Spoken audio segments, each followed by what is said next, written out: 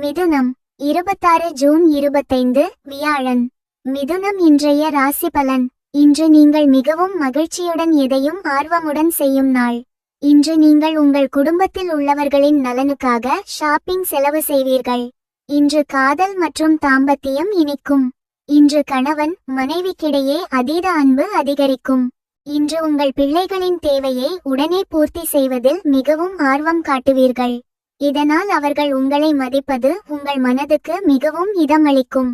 உடல் நலம் மகிழ்ச்சி, மனநலம் ஆனந்த வெள்ளம். அதிர்ஷ்ட நிறம் வெள்ளை சிவப்பு. அதிர்ஷ்ட எண்கள் 6, 9. SGTV வாழ்த்துக்கள்.